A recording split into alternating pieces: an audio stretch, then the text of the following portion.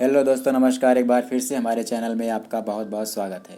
दोस्तों, आज का जो विषय है वो है हिंदी, और हिंदी में हम आज पढ़ने वाले हैं रस के बारे में। रस से संबंधित जितने भी क्वेश्चन बनते हैं, सारे प्रश्न हमने इस वीडियो में लेने का प्रयास किया है। तो आइए शुरू करते हैं बिना समय गंवाए हुए। हमारा पहला प्रश्न है, काव्य की आत्मा या प्राण तत्व किसे माना जाता है? काव्य की आत्मा या प्राण तत्व किसे माना जाता है? आपके ऑप्शन है रस, व्याकरण, छंद या फिर अलंकार। तो इसका जो सही उत्तर हो जाएगा ऑप्शन नंबर ए, रस। रस को काव्य की आत्मा या फिर प्राण तत्व कहा जाता है। नेक्स्ट, रस के अवयव कौन कौन से हैं? रस के अवयव कौन कौन से हैं? ऑप्शन है अस्थाई भाव और विभाव, अनुभाव और संचारी भाव, ए और बी दोनों, या फिर उपरोक्त में से कोई नहीं।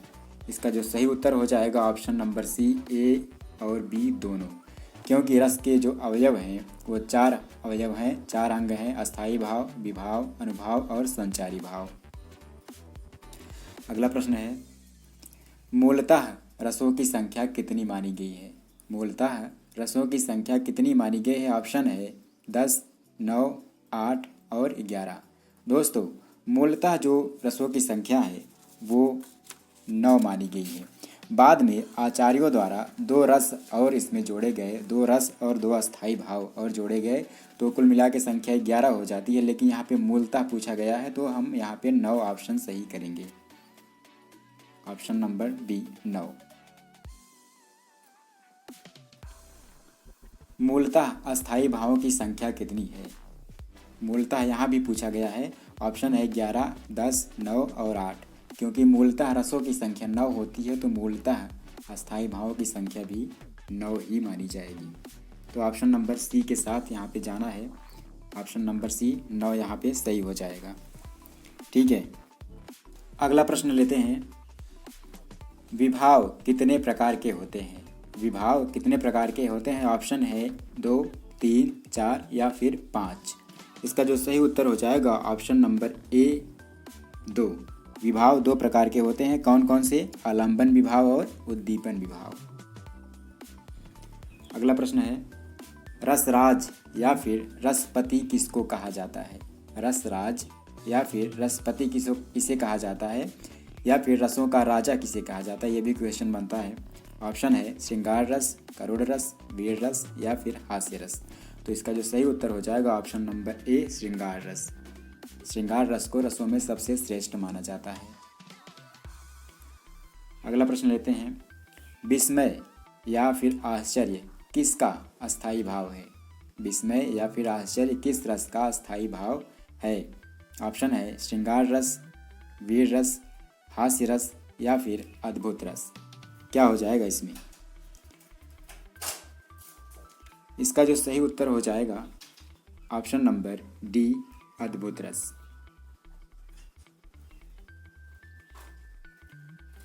अगला प्रश्न है, बाद में आचार्यों द्वारा कौन कौन से रस जोड़े गए? बाद में आचार्यों द्वारा कौन कौन से रस जोड़े गए? ऑप्शन है बीभत्स और भयानक रस, अद्भुत और शांत रस, वीर और कड़ु रस या फिर वत्सल और भक्ति रस। तो इसका जो सही उत्तर हो जाएगा ऑप्शन नंबर डी, वत्सल और भक्ति रस। पहले जो रसों की संख्या थी वो 9 थी, तो बाद में वत्सल और भक्ति रस को जोड़ दिया गया तो इसकी जो संख्या है वो 11 हो गई।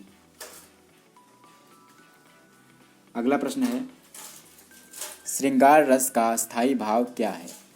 श्रृंगार रस का स्थायी भाव क्या है? ऑप्शन है रति या प्रेम, हास, शोक या फिर उत्साह। रसों का राजा श्रृंगार रस, जिसका अस्थाई भाव है ऑप्शन नंबर ए, रति या फिर प्रेम।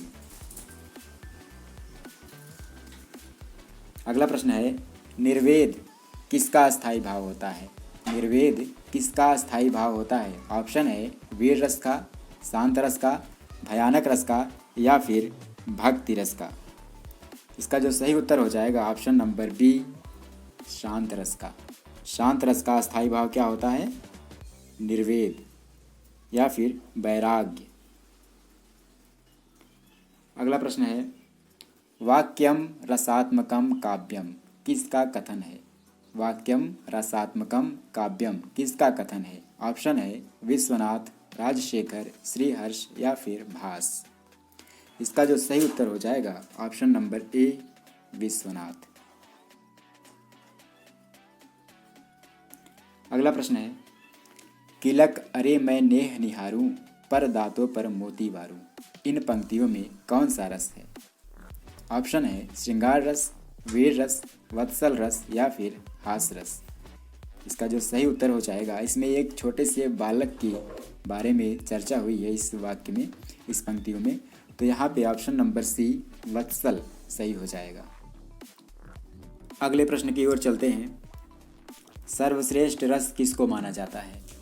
हमारा प्रश्न है सर्वश्रेष्ठ रस किसको माना जाता है? ऑप्शन है श्रृंगार रस, हास्य रस, करुण रस या फिर रौद्र रस। इसकी चर्चा पहले भी हो चुकी है। रसों का राजा श्रृंगार रस को कहा जाता है, तो इसका जो ऑप्शन नंबर ए है सही हो जाएगा। श्रृंगार रस को सर्वश्रेष्ठ रस कहा जाता है। नेक्स्ट क्वेश्चन है कवि बिहारी मुख्य रूप से किस रस के कवि माने जाते हैं? ऑप्शन है करुण रस, श्रृंगार रस, शांत रस या फिर भक्ति रस। तो इसका जो सही उत्तर हो जाएगा ऑप्शन नंबर बी श्रृंगार रस। बिहारी को श्रृंगार रस का कवि माना जाता है। अगला प्रश्न है रसोत्पत्ति में आश्रय की चेष्टाओं को क्या कहा जाता है? ऑप्शन है विभाव, आलंबन, अनुभाव या फिर उद्दीपन। तो इसका जो सही उत्तर हो जाएगा ऑप्शन नंबर सी अनुभाव। रसोत्पत्ति में आश्रय की जो चेष्टाएं होती है उन्हें अनुभाव कहते हैं।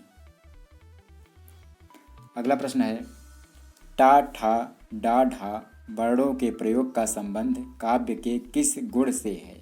ऑप्शन है माधुर्य, ओज, प्रसाद या फिर इनमें से कोई नहीं। इसका जो सही उत्तर हो जाएगा ऑप्शन नंबर बी ओज। अगला प्रश्न है हिंदी साहित्य का 9वां रस किसे कहा जाता है? भक्ति रस को, शांत रस को, वत्सल रस को या फिर करुण रस को। इसका जो सही उत्तर हो जाएगा ऑप्शन नंबर बी शांत रस को। वत्सल रस तो बाद में बढ़ाया गया, 9 के बाद का रस है। ठीक है। अगला प्रश्न है वीर रस का स्थायी भाव कौन सा है? ऑप्शन है हास्य, रति, उत्साह या फिर क्रोध। बहुत ही आसान है, सब लोग जानते होंगे कि वीर रस का स्थायी भाव उत्साह होता है। Option number C. अगला प्रश्न है उस काल मारे क्रोध के तन कांपने उसका लगा, मानो हवा के जोर से सोता हुआ सागर जगा, इन पंक्तियों में कौन सा रस है? ऑप्शन है वीर रस, रौद्र रस, अद्भुत रस या फिर करुण रस। क्या हो जाएगा इसका सही उत्तर? इसका सही उत्तर हो जाएगा ऑप्शन नंबर बी रौद्र रस। अगला प्रश्न लेते हैं राम जपु राम जपु बावरे, घोर भव नीर निधि नाम निज नावरे, इन पंक्तियों में कौन सा रस है? ऑप्शन है भक्ति रस, वीर रस, करुण रस या फिर श्रृंगार रस। इसका जो सही उत्तर हो जाएगा ऑप्शन नंबर ए भक्ति रस। ये जो रचना है ये सूरदास की है और भक्ति रस इसमें है। अगला प्रश्न है रस संप्रदाय का प्रवर्तक किसे माना जाता है? रस संप्रदाय का प्रवर्तक किसे माना जाता है? ऑप्शन है भास, भरत मुनि, मम्मट या फिर काव्यानंद को।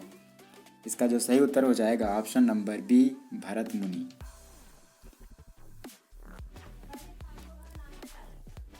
अगला प्रश्न है माधुर्य गुण का प्रयोग किस रस में किया जाता है? माधुर्य गुण का प्रयोग किस रस में किया जाता है? ऑप्शन है श्रृंगार रस, करुण रस, शांत रस या फिर अद्भुत रस। तो इसका जो सही उत्तर हो जाएगा ऑप्शन नंबर ए माधुर्य गुण का प्रयोग श्रृंगार रस में किया जाता है। अगला प्रश्न है मेरे तो गिरिधर गोपाल दूसरो न कोई, जाके सर मोर मुकुट मेरो पति सोए, इन पंक्तियों में कौन सा रस है? ऑप्शन है करुण रस, श्रृंगार रस, शांत रस या फिर हास्य रस। इसका जो सही उत्तर हो जाएगा ऑप्शन नंबर बी श्रृंगार रस। ये मीराबाई की रचना है और इसमें श्रृंगार रस है। अगला प्रश्न लेते हैं श्रृंगार रस के भेद हैं। ऑप्शन है संयोग श्रृंगार, वियोग श्रृंगार, उपरोक्त दोनों या फिर उपरोक्त में से कोई नहीं। तो इसका जो सही उत्तर हो जाएगा ऑप्शन नंबर सी, उपरोक्त दोनों, क्योंकि श्रृंगार रस के दोनों भेद हैं, संयोग श्रृंगार या फिर वियोग श्रृंगार। वियोग श्रृंगार को विप्रलंभ श्रृंगार भी कहा जाता है। अगला प्रश्न है, जुगुप्सा या फिर घृणा किस रस का अस्थायी भाव है?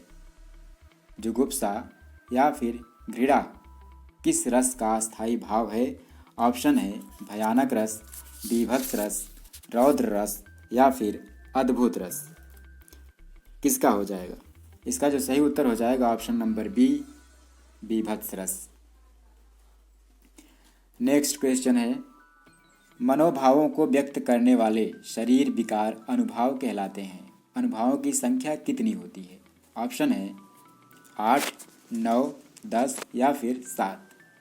इसका जो सही उत्तर हो जाएगा ऑप्शन नंबर ए, 8, क्योंकि अनुभावों की संख्या 8 ही मानी गई है। अगला प्रश्न है, मन में संचरण करने वाले भावों को संचारी भाव या फिर व्यभिचारी भाव कहते हैं। इनकी संख्या कितनी होती है? ऑप्शन है 32, 33, 35 या फिर 36। इसका जो सही उत्तर हो जाएगा ऑप्शन नंबर बी, 33, क्योंकि संचारी भाव जो होते हैं उनकी संख्या 33 ही होती है। अगला प्रश्न है, मन रे तन कागद का पुतला, लागे बूंद बिनस जाए छिन गर्भ करे क्या इतना। उपरोक्त पंक्तियों में रस पहचानिए। कबीरदास जी की ये पंक्तियाँ हैं। ऑप्शन है करुण रस, भक्ति रस, शांत रस या फिर वीर रस। इसका जो सही उत्तर हो जाएगा ऑप्शन नंबर सी, शांत रस। अगला प्रश्न लेते हैं, भक्ति रस का स्थायी भाव क्या है? ऑप्शन है भगवत विषयक रति या अनुराग, रति, वैराग्य या फिर विस्मय। कौन सा हो जाएगा इसमें? विस्मय तो अद्भुत रस का है। वैराग्य क्या है, किसका है? वैराग्य किसका है? वैराग्य किसका है? शांत रस का। रति है श्रृंगार रस का। तो बचता है ऑप्शन नंबर ए, भगवत विषयक रति या अनुराग। यही भक्ति रस का स्थायी भाव हो जाएगा। ऑप्शन नंबर ए सही हो जाएगा। अगला प्रश्न है, प्रिय पति वह मेरा प्राण प्यारा कहाँ है, दुख जल निधि डूबी का सहारा कहाँ है। इन पंक्तियों में कौन सा स्थायी भाव है? कौन सा स्थायी भाव है, रस नहीं पूछ रहा है यहाँ पे। यहाँ पे ऑप्शन है विस्मय, रति, शोक या फिर क्रोध। पंक्तियों में आप देखिए थोड़ा सा दुख महसूस हो रहा है, तो यहाँ पे ऑप्शन नंबर सी, शोक सही हो जाएगा। ठीक है, शोक यहाँ पे हो जाएगा। और अगर रस की बात होगी यहाँ पे तो करुण रस हो जाएगा। तो दोस्तों इस वीडियो में फ़िलहाल इतना ही। अगले वीडियो में एक नए टॉपिक के साथ आपके सामने हाजिर होंगे। तब तक के लिए नमस्कार। और हाँ, अगर आप हमारे वीडियो पर नए हैं तो हमारे चैनल को सब्सक्राइब ज़रूर कर लीजिए, ताकि आने वाले वीडियोज़ के नोटिफिकेशन आप तक सबसे पहले पहुंच सकें।